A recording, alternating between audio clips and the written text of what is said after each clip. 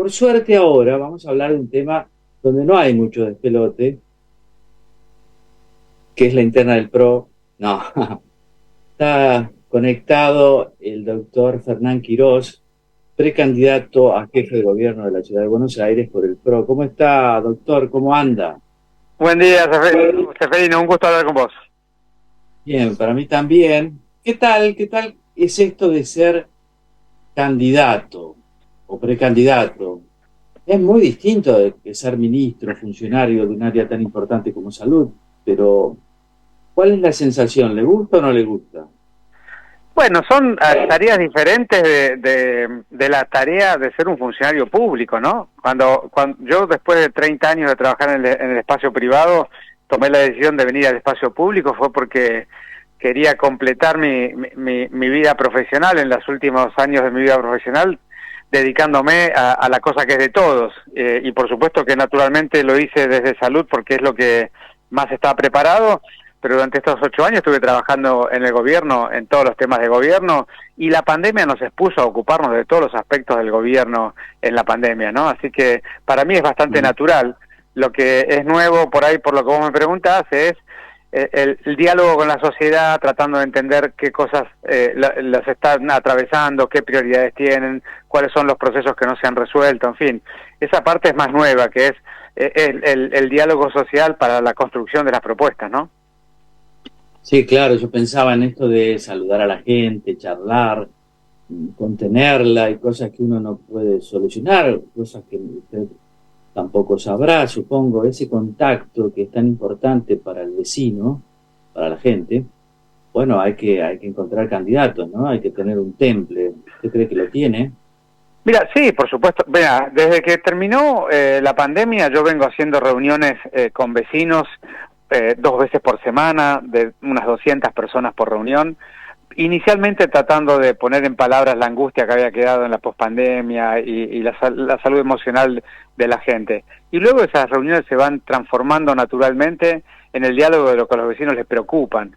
Pero permitime decirte que en el Claro, diálogo con los vecinos es un enorme proceso de aprendizaje, porque sí, vos claro. podés conocer técnicamente los temas, porque digamos finalmente los temas de gobierno uno está en el gabinete permanentemente discutiéndolos, pero más allá de que vos conozcas técnicamente los temas, cuando vos te acercás al ciudadano, digamos, la cuestión tiene un componente de priorización, de emocionalidad, de forma de vivirlo, que es extremadamente importante para poder ponerle significancia a cada uno de los temas técnicos que vos tenés en la cabeza.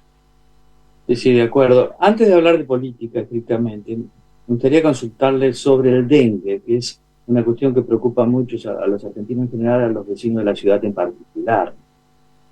¿Cómo Bueno, está esa mira, situación? Pero básicamente, ¿qué hay que hacer para cuidarse de eso? bueno, primero de todo, déjame recordarle a la gente que al mosquito de la Aedes, que es el que transmite el virus del dengue, se lo llama mosquito mascota, porque Ujú. típicamente lo tenés alrededor de tu casa o de tu trabajo. Es un mosquito que nunca está en una plaza, en un lugar abierto, en una laguna grande, con un gran descampado. Ese no es el lugar donde está la Aedes. Ahí está lleno de mosquitos, pero son otros mosquitos. El que te transmite el dengue se le llama mascota porque siempre está, tiene el lugar donde pone los huevos muy cerca del lugar donde pica la gente y no suele volar mucho. Por eso es que buena parte de los lugares donde los mosquitos ponen sus huevos, los criaderos, son espacios privados y por eso es una enfermedad tan desafiante para la atención, porque requiere una coordinación entre el Estado y los privados muy importante en la búsqueda del descacharreo y la búsqueda de los lugares donde se acumula agua, ¿no? Pero dicho todo esto, porque me parece que es una enseñanza importante para ir adquiriendo, porque el dengue vino para instalarse y todos los años va a ser algún ciclo en el verano. Dicho esto, el ciclo de este año, que ha sido el ciclo más alto y más significativo desde que nosotros tenemos registro en la ciudad, es un ciclo que ya está en proceso de finalización. Llevamos ya 3 semanas de descenso de casos y probablemente en las Bien, próximas 2 semanas ya terminemos, pero más allá de que este año terminó, es importante entender que el dengue, todos los veranos hay casos de dengue, pero cada 3 o 4 años hay un brote muy significativo. Y eso tiene que ver con cuestiones de la inmunidad, no vienen al caso. Pero entonces ujú, saber que nosotros cada año es un proceso, cada verano es una oportunidad para seguir aprendiendo cómo desarmar los criaderos que tenemos en la casa, en el techo, en el balcón, en el patio, adelante de la casa, con el vecino, dialogar en la cuadra, aprender los mecanismos para encontrar los criaderos, porque ese es el proceso que los lugares donde pudieron resolver este problema pusieron en valor y funcionó adecuadamente bien. Bien. Y mi amigo Claudio Celano Gómez, periodista, colega, hacemos junto a la revista Fortuna, tiene dengue. Me decía ayer que está con 39 grados de fiebre y no le baja. Eso es natural, digamos. Tiene que Sí, lo seguir importante cuidándose. en el dengue, lo importante primero es que cuando tenés fiebre no tomar cualquier antiinflamatorio, porque algunos antiinflamatorios están contraindicados. Lo único que se puede tomar es paracetamol, como primer Sí. mensaje. Lo segundo es hidratarse mucho. Y lo tercero, tener paciencia. Habitualmente la fiebre dura 3 a 5 días. Puede ser una fiebre alta muy molesta, pero suele cortar rápidamente entre el tercer y quinto día. Bien, bien. Dicho esto, pasemos a algo más entretenido y muy tranquilo, que es la interna del PRO en la capital, ¿no? La ciudad de Buenos Aires es la fortaleza política del PRO. Es muy importante para ustedes retenerla. Pero ahí se los ve divididos. Tienen dos candidatos importantes, usted es uno, Jorge Macri es otro, y por afuera, pero dentro de Juntos por el Cambio, está Martín Lustó de los radicales, siempre competitivo. ¿No corren el riesgo de perder la ciudad de Buenos Aires con dos candidatos frente a Mira, uno de los radicales?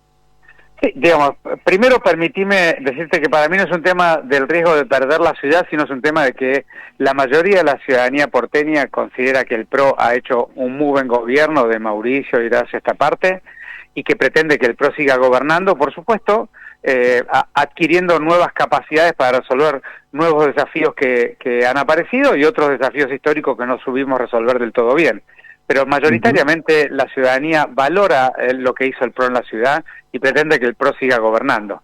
Por eso es importante contestarte tu pregunta. Nosotros tenemos que llegar decididamente con un solo candidato a la PASO para hacer una competencia más 1-1 con Martín, y lo que tenemos que hacer de acá al momento de la inscripción de las listas es algún proceso al estilo cordobés o con alguna otra metodología. En fin, necesitamos dialogar entre nosotros de encontrar la forma, pero yo estoy convencido, al menos es mi posición, de que tenemos que llegar con un solo candidato a la PASO.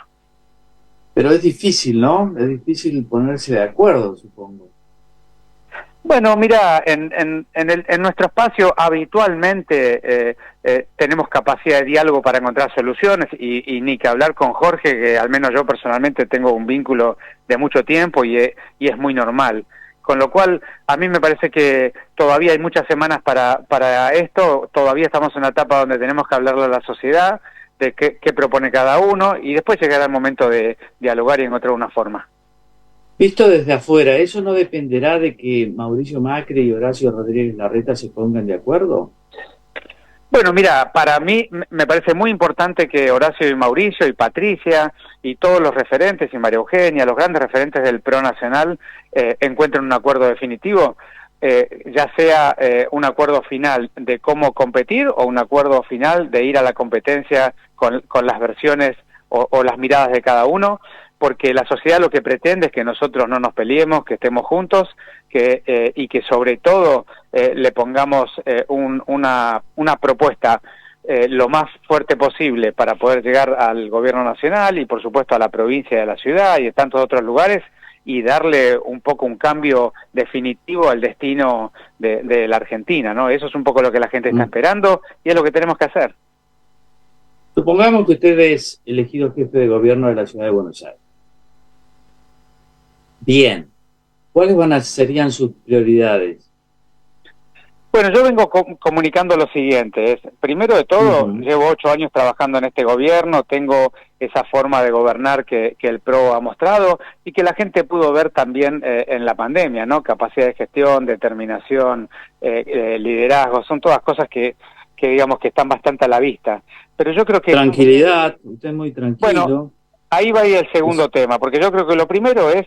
El PRO de la ciudad tiene un plan de Ciudad 2030 que hemos discutido entre todos los ministros y más o menos todos tenemos claro de cómo continuar el desarrollo de lo que los porteños pretenden y resolver los problemas estructurales. Ahora, más allá de los problemas estructurales, la verdad es que la calidad de vida, la forma en que los porteños están viviendo en la cotidianidad es muy mala. La gente se siente con con emociones negativas, angustia, hartazgo, cansancio, no se sienten escuchados, en fin. Hay mucha, digamos, si bien la infraestructura ha mejorado muchísimo, la calidad de vida y el bienestar integral de la gente no está bien. Y en eso es donde yo creo que puedo aportar mi complemento, mi diferencial, ¿no? Como decís vos, con un liderazgo más empático, más cercano, más centrado en lo que la sociedad necesita y quiere, más tranquilo, buscando las coincidencias y la construcción de acuerdos, cooperando, todas cuestiones que en la Argentina son tan difíciles. Yo he demostrado en el momento más difícil de la gestión de un gobierno, que es una pandemia, que hay otra forma de liderar los procesos sociales, y eso es lo que yo quiero llevar también al gobierno porteño. Muy bueno eso, porque fíjese, yo vivo en Belgrano, que es un barrio hermoso, y conozco mucha gente, pero nunca he visto un consejero comunal, por ejemplo. Sé que hay, pero no los veo. Deberían estar en los bares característicos, en los lugares, ¿no? Nadie los conoce. ¿Cómo puede ser? Porque la idea de tener una vida así es precisamente para favorecer esa empatía, ¿no? Por supuesto, bueno, se ha hecho mucho en la descentralización y hay muchos comuneros que trabajan mucho en los barrios, pero decididamente es el camino es el que vos proponés. Yo creo que hay que acercar más a los barrios el diálogo de los gobiernos, llevar a los barrios más el debate sobre lo que hacer en cada barrio, y sobre todo hay un concepto que yo defiendo mucho, que es la idea de la ciudad a escala humana, ¿no? Donde cada barrio tenga el respeto a su identidad, a su historia, pero también tenga mixtura de uso. Esto quiere decir que tengas en el barrio la escuela, Claro. la salud, el comercio, tus encuentros sociales, tu actividad deportiva, porque si llevamos la mayoría de las actividades del barrio al barrio, en vez de andar circulando por la ciudad, primero vamos a hacer una vida más tranquila, vamos a ganar tiempo, calidad de vida, pero además encontramos un barrio con un diálogo y un conocimiento más como estamos acostumbrados nosotros cuando éramos más jóvenes, ¿no? Eso de que en el barrio se conocen, se saludan, se ayudan y comparten la cotidianeidad. Yo creo que hay que ir a ese formato de ciudad cosmopolita, pero con barrio a escala humana. Ese es uno de los ejes de desarrollo de la ciudad que yo creo que hay que seguir trabajando. Usted, doctor, practica la tolerancia, lo hemos visto durante la pandemia, en esos programas periodísticos donde me ha tocado participar, usted siempre amable y demás, pero no todos son así. Vamos a escuchar, por ejemplo, del otro lado político, que siempre es importante tenerlos en cuenta, representan a mucha gente, bueno, ahora gobiernan, tienen mucha inserción social y popular. Vamos a ver uno de esos líderes, qué es lo que dice, qué es lo que piensa respecto del próximo gobierno, si es que la oposición llega a ganar las elecciones. Habla de decreto, hay necesidad y hay urgencia. ¿Qué es peor? ¿Que gane la derecha y el peronismo se ponga en la resistencia? ¿O que gane un peronista de derecha y que le voten todo? Es una duda que tengo siempre. ¿Lo dudás? Sí, lo dudo porque mis pulsiones tanáticas me hacen pensar que vengan y la vamos a pelear y en un año y medio se van en helicóptero. La verdad que esa fantasía la tengo. Lo que pasa es que los muertos siempre los pone el pueblo. ¿Viste? Los ponen nuestros compañeros. Bien, estamos escuchando a Juan Grabois. Y Juan Grabois es lo que es, pero un fanático, uno diría, pero es un líder social. Representa a mucha gente, tiene mucha inserción en la iglesia, participa de uno de los consejos pontificios más importantes por voluntad de su gran amigo el Papa Francisco. En fin, él habla ya de esa pulsión que tiene, de si gana la oposición, pelearla, hacer una resistencia, y en un año y medio serían en helicóptero. Lo único que lo detiene es que los muertos los pone el pueblo, y ese es un dirigente social. ¿Qué piensa usted, doctor Quiroz? Bueno, lo primero que es este tipo de liderazgos son los que la gente ya no quiere, ¿no? Digamos, son dirigentes que no tienen voto popular, que tienen organizaciones que tienen adherentes por necesidades económicas y sociales. Pero digamos, yo creo que la sociedad está buscando otra cosa. Después de la pandemia y después de haber estado coqueteando con la muerte durante 2 años prácticamente todos los ciudadanos del mundo, y con las limitaciones y los dolores que tuvimos en el camino, yo creo que la gente lo que está buscando es otro liderazgo, un liderazgo más empático, más cercano, más contemplativo, más de comunidad, más de respeto al otro, no de imposición. Porque en el fondo, ¿qué es lo que dice él? Lo que dice es, si el que gobierna no piensa como yo impongo la violencia. Eso es antidemocrático, es autoritario, tiene todos los condimentos del liderazgo de hace 50 años.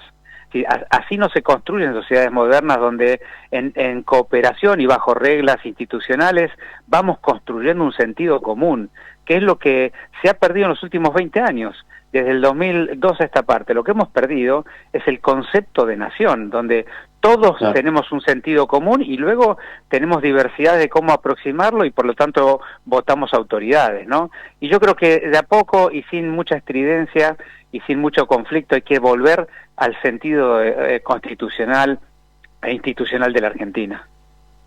Sí, ese es un buen deseo, yo lo comparto, pero conflicto va a haber. Y nosotros, los ciudadanos, siempre estamos pensando, ¿será que la persona que yo voy a votar tiene el temple, la fuerza de espíritu suficiente para enfrentar los conflictos? En su caso, por ejemplo, ¿qué haría respecto de los piqueteros, que es algo que tan mal humor provoca entre los porteños, las calles cortadas, además? ¿Qué haría usted como jefe de gobierno? Sí, primero permitime tu introducción, hacer un comentario y después vamos a los piquetes. Si los conflictos son parte inherente a la vida en sociedad. Cuando vos estás en una sociedad hay diversidad de miradas ideológicas, políticas, sociales, y los conflictos son parte inherente. El tema no es que no haya conflicto. Si no hay conflicto, hay una monarquía o hay una autocracia. Los conflictos tienen que estar. La discusión es cuáles son las instituciones, los mecanismos, las formas y los liderazgos, cómo atienden esos conflictos. Si los conflictos se atienden a través de la violencia, entonces vas a tener una nación que no se va a poder desarrollar. Si los conflictos se atienden a partir de la búsqueda de los consensos posibles, dirimiéndolo democráticamente, entonces tenés la oportunidad de encontrar un formato de desarrollo donde tengas algún acuerdo. Entonces yo no reniego de los conflictos, al revés, creo que hay que ponerlos en valor. Son la expresión de la diversidad y de que a nadie se lo calla. Pero la discusión es cómo lo vas a atacar. Y volviendo a tu pregunta más de los piquetes. Yo creo que, digamos, es bastante evidente, primero de todo tenemos que terminar con esta dinámica de los piquetes en el futuro. Es impensable que cada ciudadano que considere que se le vulnera un derecho decida mostrarlo vulnerando el derecho de otro. Es impensable un formato de este tipo. Entonces, ¿cómo enfrentarlos rápidamente? Horacio fue muy claro. Buena parte de los piquetes, sobre todo los grandes piquetes que bloquean la 9 de julio, están organizados por organizaciones que se dedican a organizar estrictamente los piquetes. Es decir, lo que primero que tenemos que terminar es con la intermediación o con estas organizaciones que se dedican a armar los piquetes, porque buena parte de la gente que viene no viene porque tiene voluntad de venir a expresar una queja, viene porque si no se queda sin el ingreso económico, porque le toman lista, porque le dan un beneficio, en fin. Entonces nosotros tenemos que terminar con esto y primero hay que reestructurar los planes sociales para que conduzcan a una salida de una reinserción social y laboral, pero además hay que cortar con la intermediación. El que valida el cumplimiento de la contraprestación del plan tiene que ser el Estado, no puede ser una organización que luego se abusa de esa necesidad ciudadana y ese dolor ciudadano de que no tiene con qué llegar a fin de mes y entonces lo obliga a hacer manifestaciones que luego son de índole político partidario.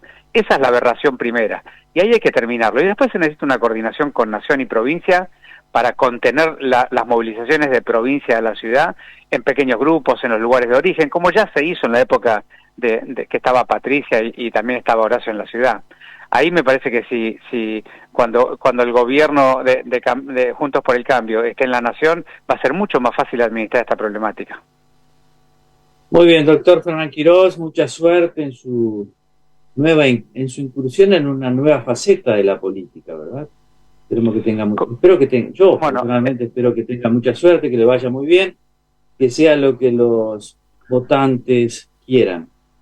voy a intentar llevar mi estilo al espacio político partidario y a la candidatura, y espero que los ciudadanos vean en mi estilo una política más cercana, más centrada en lo que los atraviesa a ellos, y por lo tanto que le dé más soluciones a su día a día. Te agradezco muchísimo el espacio. Por favor, gracias a usted, buena suerte, buen día. Muy bien, acá hemos terminado con el programa de Retweet de hoy, hablando con Fernán Quiroz, una persona que me parece ha sido, yo creo, para mí, y es una opinión, ustedes tendrán la suya, para mí fue la persona, el funcionario más destacado, con el comportamiento más destacado durante la pandemia, y yo creo que fue un lujo tenerlo como funcionario. Vamos a ver cómo le va en esta incursión en otro aspecto de la política, que es la política competitiva tan necesaria, donde hay que mostrar otra carta, aparte de la tolerancia, probablemente las tenga. Vamos a ver, esperemos que le vaya bien, yo espero eso. Pero dependerá de ustedes, ¿verdad? Y dependerá de él, ganarse la voluntad de ustedes. Y lo